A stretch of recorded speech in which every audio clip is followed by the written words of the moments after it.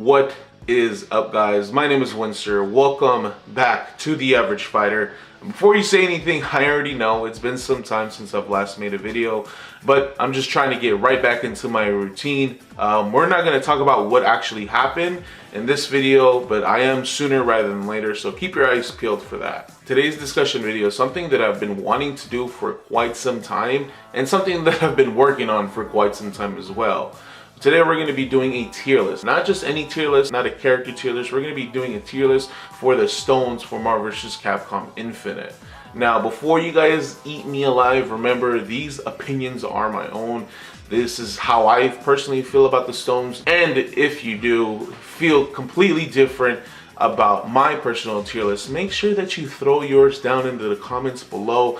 Let me know where I fucked up and where I went wrong and how I'm stupid in the comments below, guys. So let's see who gets the worst stone for Marvel vs. Capcom Infinite, and let's see who gets the best, but I'm pretty sure you already know who that is. Oh, I forgot a very important detail: how I'm actually gonna rate the stone. So I put it through 3 categories. First, versatility with each individual character, how well the stone works with each member of the team. The next category was the stone surge, how well it works with the team. And lastly, the stone storm and how well it works with each team.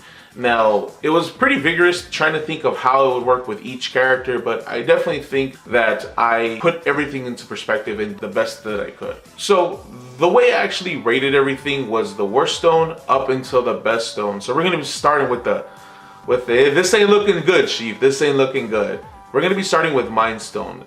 By far, in my personal opinion, and I'm sorry to whoever's feelings I'm hurting right now, but Mind Stone is the worst stone in the game. Now, we're going to talk about some of the cons, and then we're going to talk about the pros of the stone, and then I give my final opinion on the stone, how it works overall. For my personal tier list, the worst stone in Marvel vs. Capcom Infinite, and I'm sorry to whoever's feelings I'm finna hurt, Mind Stone offers very little to any team.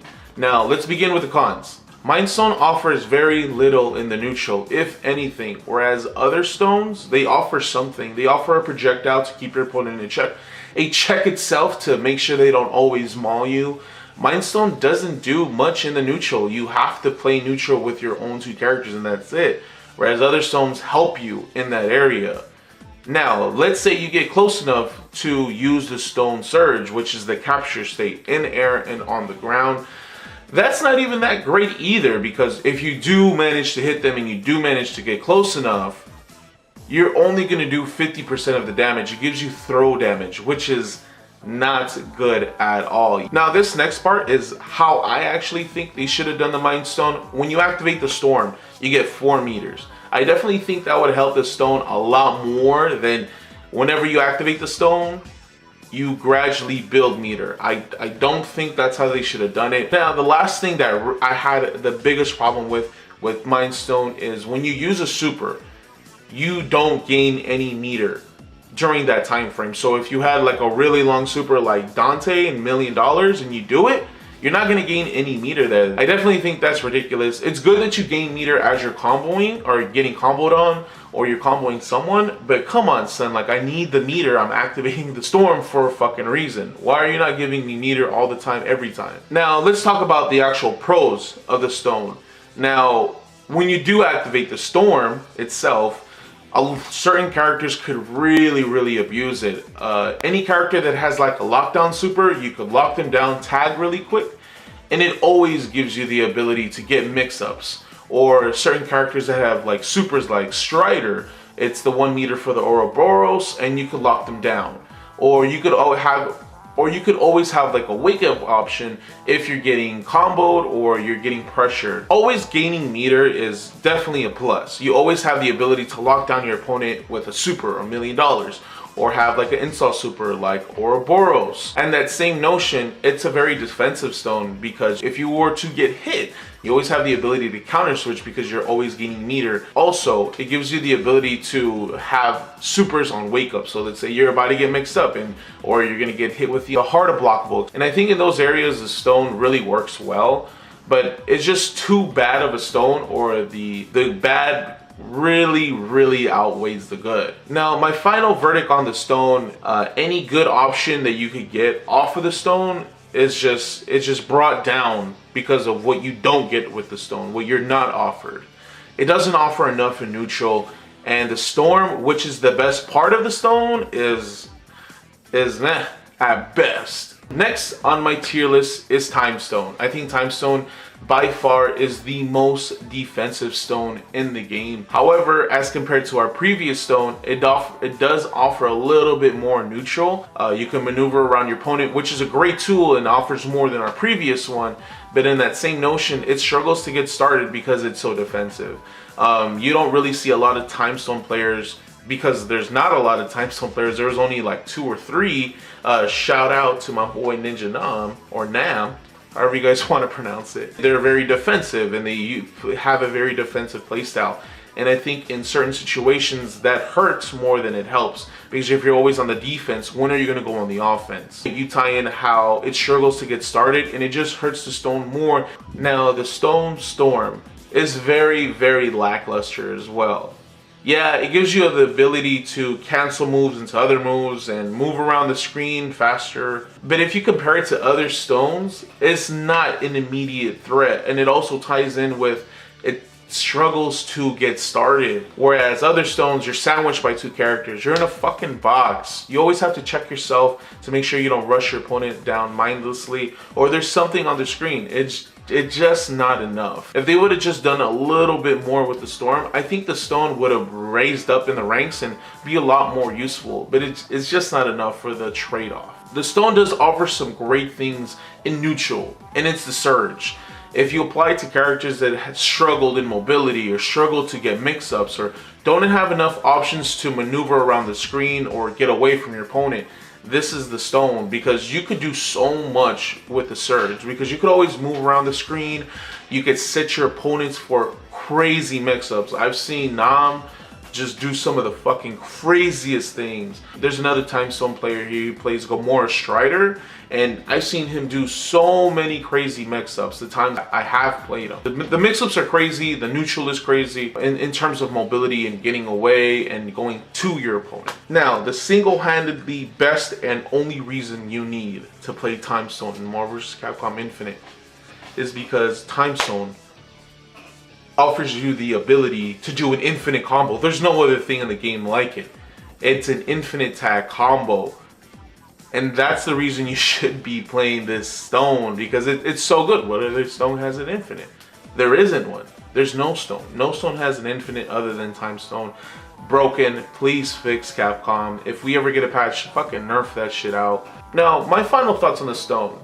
In the surge category and the mobility, it's probably the best in the game, because it allows you to move freely with any character of your choosing. It offers great mix-ups. But in the storms category, there's too much to be desired, because it's not an immediate threat like other stones. And also it struggles to get started. You already have to be working on something, you already have to be comboing your opponent to be a huge threat. And it just doesn't offer enough as much as the other stones do.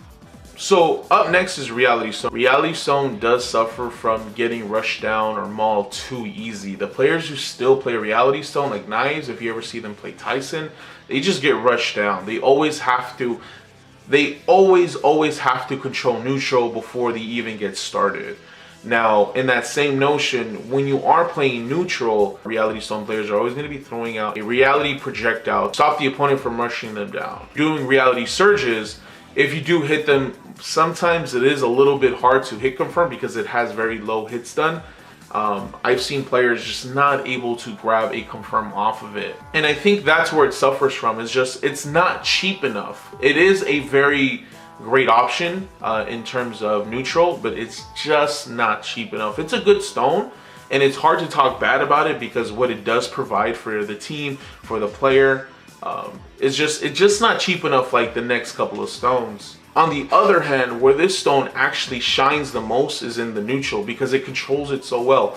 You always have a projectile out there controlling your opponent's movement, because this stone is a very defensive stone, and every time you're going to throw that surge, that's that 1% of meter that you're going to be gaining for your storm. Now the storm is another great defensive option, because each button press, light punch, light kick, heavy punch or heavy kick is going to give you an element. It's going to give you the little ice, it's going to give you the lightning, and it's going to give you the fire. Let's say you're in a defensive moment and your opponent's about to do some sort of, mix up, and you got the storm already activated. You throw like the light punch or the light kick to get the ice on the ground, and that's going to check your opponent. It's going to freeze them and, give you a little breathing room. And then from there, you just go back to controlling them with the fire, with the lightning. If they're flying around or if they're running around on the ground, it's always going to check your opponent. So your opponent always have to watch what they're doing. And with certain characters, you could literally mix them up. You could just teleport or, just get the high-low really quick because they're in block stone. Final thoughts on the stone. It's a very defensive stone, but in that same note, it's so strong in the neutral. It controls a lot of the screen. It controls a lot of types of players. It controls a lot of play styles. So having that defensive option, having that option in neutral is a great feeling, and I think that's why players still play it. Like knives, the thing is, it's just not broken enough like other stones. Some other stones is just like flat out broken, and it's just not there. Now, it used to be broken before they patched it, but here we are. It's still a great defensive tool. It's still a great tool in the neutral. It's not cheap enough to be, super top tier. Now, up next on my list is Power Stone. Now, I think Power Stone is a very unique stone. The reason being is because it could fluctuate seamlessly. It could go from defensively to offensively in a snap.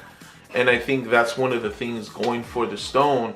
But in that same note, I think some of the things that it struggles with, and I think the biggest struggle with, is how much recovery it has. Now, it is a trade-off.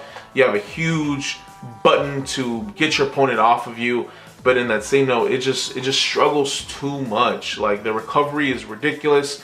So if you're playing against a smart player and you're just throwing it out there willy-nilly, your opponent is going to bait you out and they are going to punish you. I think that's the biggest flaw of Power Stone. I think it offers very little in neutral, just trying to get the hit.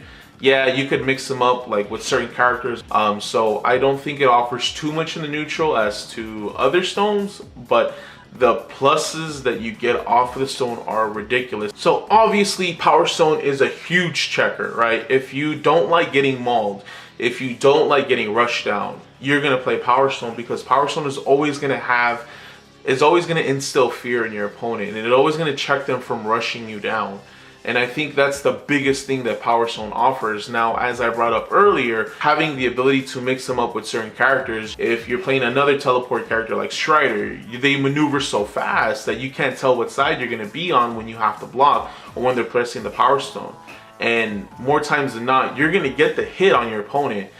Because it's just so hard to tell when teleport characters are really fast moving characters. Of course, how much damage the stone offers. If you have the Storm Surge activated, it's just a shit ton of damage, and there's a lot of combos out there do crazy amounts of damage and have the ability to kill 9k characters off of one hit. Now, it's very impractical in most situations, but just having the ability is ridiculous. Another great side to Power Stone is you cannot push block anything. Wherever you're at, you're gonna stay there. You can't push block because Power Stone Storm just nullifies it, and that's ridiculous. Not having the ability to push block in this game where push blocking is already bad, it's so scary. You're gonna eat the mix up. There's no getting away from this at all. My final thoughts on the stone is it's a great checker. You always have to be on your toes when you're fighting against a Power Stone player, because at any time they could just let it rip, and that's the biggest scary part. So it entices fear onto your opponent. They always want to watch what they're doing. It offers great damage, so if you have low health characters, you finna die off of this stone. However, you do have to have a strong team in neutral to really pull it off. Like I brought up earlier, it doesn't offer too much in neutral, so you already have to have a team that has great neutral options to really pull this stone off. Now, this is where the tier list gets a little bit hard. Everyone is different about this part of what's the second best stone, what's 1 and 2. But in my personal opinion, and like I said, if you think differently, if this does not sit right with your soul, let me know in the comments below, guys. I would love to check that out. But the second best stone in the game is Soul. I think some of the problems that Soul Stone have, in my personal opinion, is the actual Surge. Now the Surge is a almost full screen normal, and that's good in its own right, but it can be a double-edged sword because it has so much startup on it. Now if it does hit, obviously you want it to hit, but if your opponent is fast enough and has fast enough characters to check you before that comes out, it has really slow startup. So more times than not, they're gonna get the hit on you if you're just throwing it out there willy-nilly. Another thing that I personally think that Soul Stone struggles with is it is a somewhat of a defensive stone. You're always gonna revive that character, but imagine if you get locked out. It really relies on reviving that second character and putting the pressure on them. On your opponent, because you have two characters on the screen, which could be very overwhelming. You have to play a certain style, you have to play certain characters for it to really work. Character that's really popular with Soul is Zero. Zero has one of the only supers in the game that can hit two characters, and it's not like a cinematic super, whereas most level 3s are. Now, Soul Stone does have a lot of good going for it, more than bad, and that's why I think it's one of the better stones in the game. So imagine if you're playing the neutral, you lose your character, right? You revive them, you have a free level 3 just to throw out there if your opponent does anything reckless. In that same notion, the Surge actually builds you health. So if you hit them with that Surge, you're going to get more health back for your character. Dealing with two characters at the same time is so confusing because if they have teleport characters or they have really fast characters, they're going to just be moving around the screen. They're going to sandwich you. They're going to open you up. But in my final thoughts, the stone almost plays itself because you could revive a character, add pressure, check your opponent, and it has little trade-off. Yeah, you have slow startups and you could get locked out of your biggest option, but that in and itself, just having those options and having the ability to just apply whatever you feel like to your opponent just speaks volumes on how strong the stone is and why it's so big in the meta. Now, up next is the last stone that we're going to be talking about today, and the only stone that we have left to talk about, and that is Space Stone. Space Stone, in my personal opinion, it is the best stone in the game. Obviously, it has faults just like every other stone on this list, which we're going to definitely get into. Now, the stone does have faults, and where I think it personally faults is in the neutral. It doesn't have the best options, right? Pulling your opponent could only do so much for you, pulling your opponent towards you. I definitely think that Time Stone has a better surge than Space Stone because you could actually maneuver yourself and put yourself in an advantage position over your opponent and mixing them up. Also, it's not a checker. In the neutral or, being offensive towards your opponent and applying pressure, it doesn't really offer much because it's just literally a pull. It's not a checker. It doesn't entice fear like Power Stone, or it doesn't entice fear like any other stone, right? Because you're just pulling them towards you. It doesn't offer anything. I'm not going to get checked by your Space Stone. And for the most part, I really think those are the very few disadvantages that playing Space Stone offers. But as far as the advantages, now the best thing about the stone, you already know what it is. It's putting your opponent in a fucking box, limiting their options to literally just blocking. Right, early when I first started playing Marvel Infinite, I didn't know how to use the box properly. I used it in a very defensive manner, more so than offensively, as I do now. Right, but members from my community told me like, hey, what you want to do is literally drain their health 50% and then put them in a box, and then you're going to guarantee that combo because you're going to make them block a very ambiguous mix-up. By then, you should get the hit and then end it with the level 3 and you're going to get a kill. I didn't know how to do that, and it never occurred to me that that's how you utilize that box. But it's even more than that. You're not only going to confirm the kill, but you're literally going to stop your opponent from fidgeting around and trying to block something. Obviously, they could still chicken block, and there's certain situations where you don't want to activate the box. Like if you're in the corner, you don't want your opponent to just lock you down with the light punches. So being completely aware of where you're activating the box, when you're activating the box. This stone builds so much meter in the neutral. It plays itself in reality with certain characters and certain teams. That's why I think that the box, or Space Stone, excuse me, is the best stone. Now, my final thoughts on the stone. The Surge leaves much to be desired, and there's stones that are much better in the Surge category than Space Stone. But that in and of itself, having the ability to mix up your opponent almost at any given time with certain characters, setting them up with very hard to blockable mix-ups, having the ability to not interrupt combos without a capture state, and builds crazy surge meter within capture states, and then more times than not almost guaranteeing a kill on characters at certain amount of health. You could obviously play the stone defensively, but the stone isn't meant to be played that way. It's to get a kill, get the advantage, and make your opponent waste their resources to even the tide. That is going to be it for today's video, guys. Thank you so much. I know it's been a while since I've last made anything, but hopefully you guys enjoyed today's video. Hopefully this changed your guys' opinions or helped you figure out what stone you want to play. And if you think like I'm fucking crazy and you don't agree with my opinion at all and you think I'm a dumbass, put it in the comments below, guys. Let me know what you think. I definitely want to make these types of videos to help newer players, you know, broaden their horizons, or if they have questions on certain stones or what they should and should not play. I definitely love making these types of videos. If you guys haven't done so, make sure that you guys smash the subscribe button. All my information, my Twitch, my Twitter is going to be in the description below if you guys want to help me there. I do want to reach a sub goal on my Twitch of 5 subs. I think I got 2 right now. I could be wrong. I think I have 2 or 1. But you already know what it is. My name is Wenster. This is The Average Fighter, and I will check you guys out later.